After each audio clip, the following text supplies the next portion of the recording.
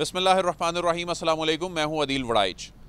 वज़ीर आला खैबर पख्तूनख्वा अली अमीन गंडापुर के ख़िलाफ़ नाअहली का एक केस अचानक सामने आया है और इलेक्शन कमीशन ऑफ पाकिस्तान की जानिब से उन्हें 26 मार्च को तलब कर लिया गया है। उनकी जायदादों को डिस्क्लोज़ करने का जो एक केस है उसमें उनकी नाअहली की इस्तदा की गई है। ये केस कितना संजीदा नौइयत का है, कितना बड़ा इम्पैक्ट क्रिएट कर सकता है, क्या वाकई अली अमीन गंडापुर इस केस में नाअहल हो सकते हैं, और इसमें ये केस दायर किसने किया और वो कितनी जायदादें हैं जो उन्होंने मुबैना तौर पर छुपाई, और ये 62(1)F का वो केस जिसमें माजी में पाकिस्तान की आला सियासी शख्सियात जो हैं वो नाअहल हो के घरों को जा चुकी हैं अपने ओहदों से फारिग होकर। तो अब ये केस कितनी जल्दी निमटता नज़र आ रहा है और इसका अली अमीन गंडापुर को क्या खमियाजा भुगतना पड़ सकता है। इस्लामाबाद के सीनियर सहाफ़ी वकार सैयद, इन्होंने कल ये ख़बर भी ब्रेक की, इनसे जानते हैं। वकार साहब बहुत शुक्रिया।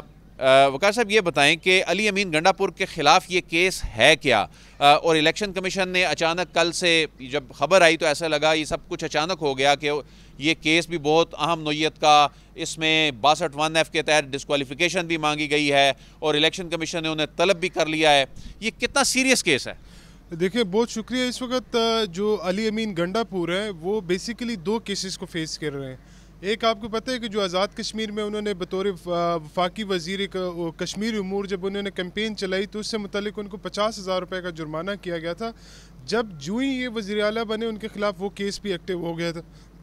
इसके अलावा दूसरे नंबर पे जो ये अब नया केस है, ये केस करने वाले इनके मुखालिफ उम्मीदवार हैं जिनका ताल्लुक जमीयत उलमा इस्लाम फे से है, और उनका ये दावा है कि 735 कनाल जो अराजी थी वो अली अमीन के नाम आर्जी तौर पर जो है वो ट्रांसफ़र हुई थी, लेकिन उसका असल मालिक जो है वो आसिफ खान है।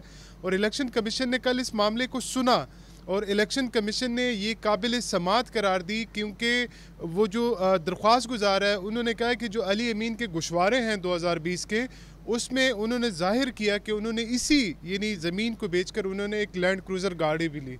अब अदील साहब, एक तो क्योंकि अली अमीन की जानिब से इस पर एक उनका अभी तक मौक़िफ़ नहीं आया कि वो इसको कैसे डिफेंड करते हैं, लेकिन इसके साथ दो चीज़ें बड़ी अहम हैं। पहली चीज़ तो ये कि आपने कहा 62(1)F जो फैसल वाडा का केस है, नाअहली केस है, उसमें सुप्रीम कोर्ट बड़ा वाज़े कर चुकी है कि इलेक्शन कमीशन ऑफ पाकिस्तान के पास किसी भी जो सियासी रहनुमा है या इवन कोई भी जो सियासी अमल में हो उसको 62(1)F के तहत यानी वो उसको नाअहल नहीं कर सकता। वो उसको डी सीट कर सकता है किसी बिना पे, जैसे डिफेक्शन क्लास के इश्यूज़ आते हैं, बहुत सारे और इश्यूज़ आते हैं।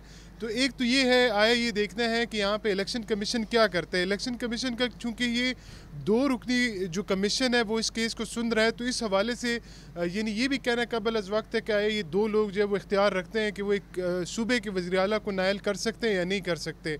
दूसरा जो पहलू है वो ये है कि आपको पता है कि जो खैबर पख्तूनख्वा में जो हुकूमत है यानी पाकिस्तान तहरीक इंसाफ के हिमायत याफ्ता है, अली अमीन गंडापुर का आपको पता है कि वो खान साहब के करीब तरीन साथियों में है, और जो पिछले दौर में जो सियासी इंतकाम था उसमें यानी जिन लोगों को निशाना बनाया गया तो उसमें अली अमीन गंडापुर भी थे। लेकिन एक जो अहम चीज़ ये है, क्योंकि इस वक्त तो पाकिस्तान में कुछ भी हो सकता है, तो आप कुछ भी एक्सपेक्ट कर सकते हैं कि हो सकता है। अली अमीन गंडापुर एक मुज़ाहमती अंदाज में चीज़ों को आगे लेके चल रहे हैं, और हमने देखा कि जिस तरह माजी में भी पाकिस्तान तहरीक इंसाफ जिस अंदाज में जो जारहाना सियासत कर रही है, फ्रंट फुट पे खेल रही है, उसको इसका खमियाजा भुगतना भी पड़ा। उसमें इलेक्शन सिंबल भी गया, उसमें बहुत से कोई डिस्क्वालिफिकेशंस, जो नॉमिनेशन पेपर की फाइलिंग, और उसमें इंतज़ामी रेजिस्टेंस का सामना वो करना पड़ा। तो अभी भी उनका जो अंदाज़े सियासत है वो बिल्कुल वही है, बल्कि उसमें मज़ीद एग्रेशन नज़र आ रहा है। तो आप नहीं समझते कि आने वाले दिनों में पाकिस्तान तहरीक इंसाफ के लिए या उनकी जो केपी में ख़ास तौर पे जो लीडरशिप है या नेशनल असम्बली में बैठे हुए कुछ लोग हैं, आने वाले दिनों में इस तरह की बहुत सी चीज़ें देखने को मिल सकती हैं? देखें अदील साहब, पॉलिसीज़ जो है वो लीडर चलाया करते हैं, और वो जो लीडर का मिजाज होता है वो आपको नज़र आता है कि जी पूरी जमात की क्या पॉलिसी होती है, उनको बताना नहीं पड़ता। इस वक्त अगर खान साहब को देखें तो खान साहब का जेल से कोई भी पैगाम हो, या तो वो एहतजाज से मुतल्लिक होता है या हर वो एक्टिविटी होती है जो मौजूदा हुकूमत को तंग करने के लिए और उसका जो असर है वो उन मुख्तदर हलकों पर ज़ाहिर करने के लिए, यानी उन पर ज़ाहिर करने के लिए, ताकि उनको भी क्लियर मैसेज चला जाए। जैसे IMF का लेटर है, अभी आज खबर आई है कि शायद उन्होंने कोई यूरोपियन यूनियन को भी उन्होंने GSP+ स्टेटस के लिए लिखा है।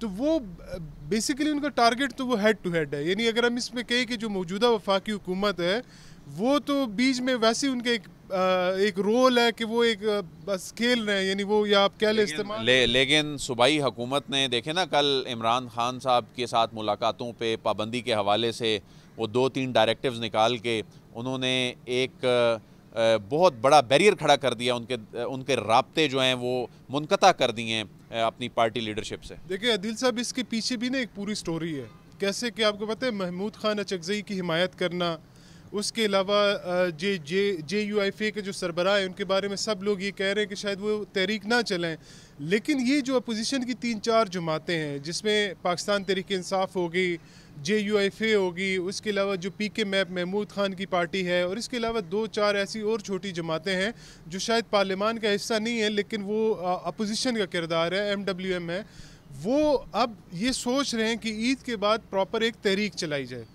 अब उस तहरीक के लिए आप अगर देखें तो खान साहब अपने वर्कर्स की ना हर वीकली उनकी एक प्रैक्टिस भी करवा रहे हैं, यानी अगर हम आज से 2 साल पहले चले जाएं, अगर PTA का कोई वर्कर गिरफ्तार होता था तो उसका एक अलग इम्पैक्ट होता था, लेकिन उनके लिए अब ये FIRs लेना, जेलों में जाना, यानी अब हम रोज़ाना डेली बेसिस पे देखते हैं कि लोग जो है वो 10-10 महीने बाद रिहा हो रहे हैं, साल के बाद रिहा हो रहे हैं मुख्तलिफ केसेस में, जिसमें 9 मई के भी केसेस शामिल हैं।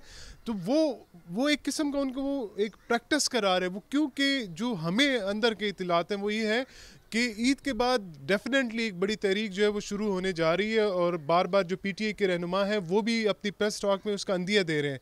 उसमें जो मेन किरदार है वो अली अमीन गंडापुर का है, हम अगेन उस तरफ आ रहे हैं, क्योंकि अली अमीन गंडापुर की अगर आप सियासत देखें तो वो रोड यानी सड़कों पर आके सियासत करना, एहतजाज करना, धमकियाँ देना, ये उनके एक नॉर्मल एक नेचुरल उनका रवैया है। अगर आप उनको नॉर्मल लाइफ में भी मिले तो आपको वो थोड़े वो दबंग टाइप जो है वो आपको। हमारी इतलात हैं कि खान साहब मुसलसल अली अमीन गंडापुर साहब को वो जो लोगों से मिलने जाते हैं ना, उनके ज़रिए भी पैगाम भिजवाते हैं। इनकी भी अपनी मुलाकात हो गई, कल जो मुलाकात मनसूख करानी पड़ी, जो इंतज़ामिया है उन्होंने लेटर लिख दिया कि अब मुलाकात नहीं हो सकती सिक्योरिटी रीज़न की वजह से। खान साहब जो हैं वो मुसलसल उनको ये इंस्ट्रक्शंस भिजवा रहे हैं कि इससे ज़्यादा जारहाना सियासत करो, इससे ज़्यादा फ्रंट फुट पे आके खेलें। तो ये ख़ुद पाकिस्तान तहरीक इंसाफ के अपने लोगों के लिए भी बहुत बड़ा एक इस वक्त इशू बना हुआ है कि वहाँ से इंस्ट्रक्शन इस तरह आती है, फिर वहाँ उनको कोई और मिलने जाता है, वो कोई और कहानी उनको सुनाता है, वहाँ से फिर मज़ीद सख्त इंस्ट्रक्शंस आती हैं। तो ये PTI के अपने लोग इन बड़े ओहदों पे बैठे हुए वो ख़ुद भी बड़े प्रेशर में नज़र आते हैं। बिल्कुल, अगर वो आपका लीडर आपको कुछ अगर हिदायत दे रहा है वो डेफिनेटली लोग इस वक्त अगर माने या ना माने लोग उनको फॉलो कर रहे हैं। लेकिन एक और जो चीज़ है कि जो KP में PTI का वर्कर है वो पंजाब से थोड़ा सा मुख्तलिफ है। अगर आप वहाँ पे जो गवर्नमेंट की कंपोजिशन है, आप असम्बली का पहला इजलास देख लें और कैबिनेट बनने तक आप वज़ीर आला हाउस का जो ओपन हाउस होता है सारे लोग वहाँ पे आते हैं मुबारकबाद देने के लिए। जो उनका वर्कर एग्रेशन पहुँचा रहा है वो अपने कैबिनेट मेंबर्स तक, अगर आप उनके कैबिनेट के सारे मेंबर्स की अगर उनके ट्वीट्स देख लें, आप उनके कोई भी बयान देख लें तो आपको उसमें भी वो एग्रेशन नज़र आता है। और जब आप उनसे आर्गूमेंट करते हैं कि यार आप एक सूबाई वज़ीर बन चुके हैं, कैबिनेट के मेंबर हैं, आपको पॉलिटिकली मैच्योर रिस्पांस करना चाहिए, तो वो यही कहते हैं कि जी हमें क्योंकि एक मुज़ाहिमत का वोट मिला है तो हम उसको मुफाहिमत में नहीं तब्दील कर सकते। और मुफाहिमत की तमाम जो रास्ते हैं वो खुद ये कह रहे हैं कि जी वो खान साहब से शुरू होते हैं, फिर उसके लिए कीमत भी अदा करनी पड़ेगी। अब हम उसी नुक्ते पे आते हैं बिल्कुल इस वीडियो के आखिर में कि आपको लगता है ये केस इतने संजीदा नोयत का है कि अगर वो डिस्क्वालिफिकेशन नहीं भी होती, सुप्रीम कोर्ट ये प्रिंसिपल अगर तय कर चुकी है, DCT हो जाते हैं, अगर मेरिट्स पे ऐसे बनते हैं मेरिट के, अगर वो DCT होते हैं तो फिर तो धचका फिर भी पाकिस्तान तहरीक इंसाफ के लिए बहुत बड़ा है कि वहाँ पर खैबर पख्तूनख्वा में उनकी मेन लीडरशिप जो है वो डिस्टेबलाइज हो जाएगी। वहाँ पर वजारत आला जो है उसके लिए बहुत बड़ा एक ख़तरे की घंटी जो है वो बजती नज़र आ रही है इस केस में। बिल्कुल है, जैसे मैंने आपको कहा कि इसके 2 रुख हैं। एक तो वो है कि सुप्रीम कोर्ट कह चुकी है कि इलेक्शन कमीशन के पास ये इख्तियार नहीं है दूसरा जो आजकल के हालात हैं उसमें तो आप कुछ भी एक्सपेक्ट कर सकते हैं कि कुछ भी हो सकता है, किसी भी इदारे से हो सकता है। अब जो पीटीआई की अगर बात करें केपी में, तो उनको वहाँ पे बड़ी क्लियर मेजॉरिटी है, और जो उस वक्त उनके एमपी आया है, यानी उसमें अभी तक कोई मैनेज नहीं हो सका। अगर वो कोई मैनेज होता तो हमें वो ज़रूर नज़र आता। तो डेफिनेटली अगर इलेक्शन कमीशन या इवन वो हाई कोर्ट में किसी भी लेवल पे अली अमीन के खिलाफ कोई कार्रवाई होती है तो उसका बहुत बड़ा इम्पैक्ट होगा। लेकिन गवर्नमेंट उनके पास ही रहेगी, क्योंकि जो अपोजिशन के लोग हैं उनके पास नंबर पूरे नहीं है। लेकिन वो डेफिनेटली एक नया इम्तिहान होगा, क्योंकि इससे पहले खान साहब के पास आपको पता है बुज़दार भी चले गए, महमूद खान भी थे, परवेज़ खट्टक भी थे। तो उन्होंने खुद तय करना है कि एक और अली अमीन गंडापुर देखना है या उन्होंने कंप्रोमाइज़ हो जाना। अब ये मुलाकातें भी बंद होगी तो डेफिनेटली वो जो फैसले दिनों में हो रहे थे, खान साहब जो दिनों में कर रहे थे, अब उसमें भी एक तातुल लाएगा, क्योंकि 2 हफ्तों की अभी पाबंदी है, ये एक्सटेंड हो जाएगी। हाई कोर्ट में भी ये मामला पेंडिंग है। तो डेफिनेट जिससे हमें कोई वो यानी वो पॉजिटिविटी की तरफ नहीं नज़र आ रहा, क्योंकि जो फेडरल गवर्नमेंट है उनको ये लगता है कि शायद इस जमात को दबाने से हमें जो है वो एक पॉलिटिकल स्टेबिलिटी मिल जाएगी। आपको पता है आईएमएफ का मिशन भी यहाँ पे है, तो उनको ये लगता है कि उसकी बेस पे कुछ ना कुछ जो माशी और माली हालात हैं वो बेहतर हो सकते हैं। बहरहाल सबको मुल्क का सोचना है, ये मुल्क है तो सब कुछ है। वकार सैयद बता रहे थे तफसीलात। अदील वड़ाइच को इजाज़त दीजिए, आपसे फिर मुलाकात होगी। अल्लाह हाफ़िज़।